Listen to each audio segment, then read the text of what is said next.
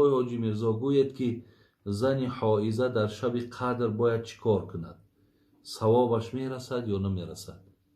البته مادرها و برادرای عزیز، شب قدر که یکی از روزهای بهترین این ماه رمضان هست که شب ایرا شب زنده‌داری کردن برابر است به 83 سال زیادتر از عبادت، از 1000 ماه.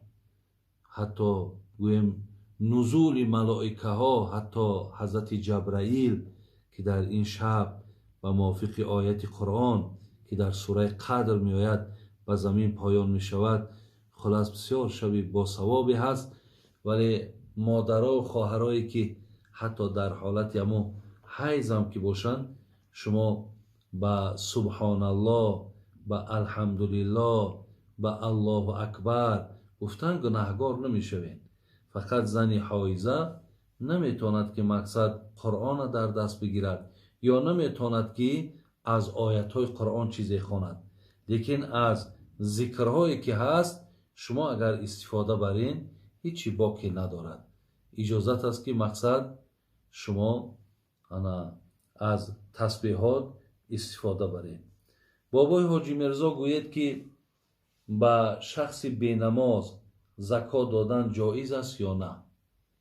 البته شخص بینماز وقتی که ما میگیم، شما برادران عزیز یک چیز فراموش نکنید که در اعتقاد اهل سنت و الجماعه آدم بینماز از دین بیرون یا کافر نمیگویند.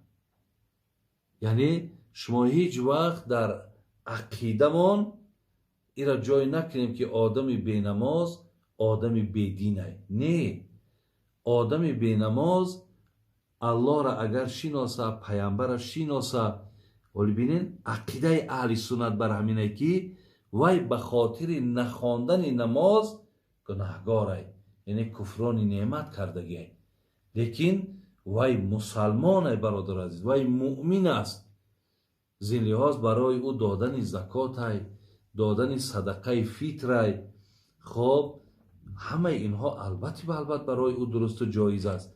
اگر شما برای این کس مقصد از نفرتی که در دلتون در نسبت اینها دارین، این خیر ندارد، بلکه با اینها برادر بسیار اگر دلمان سوزد، ما اینها را مقصد از امکانیت های داشتگیمان برخوردارشون میکنیم و دعوتشون میکنیم که تا نمازاشون خوانند، تا خدا را عبادت کنند.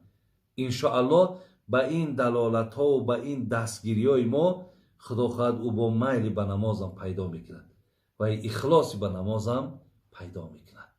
خدای مهربان همه شما را نگهبان باشد. من انشاءالله با یک قسمت سوال هایی که باز در پیش دارم، باز برای شما انشاءالله اینوش جواب میگردانم. و چگونه که در ابتدا من دعا کردم، بازم از خدای مهربان خواهم می‌وستم که خدای مهربان هر یک تمنیات و مقصودهایی کردم با فضل کرمت حاصل بگردانم و در آخر خدا همه شما را در پناه رحمتش نگهبان باشد. السلام علیکم و رحمت الله و برکاته.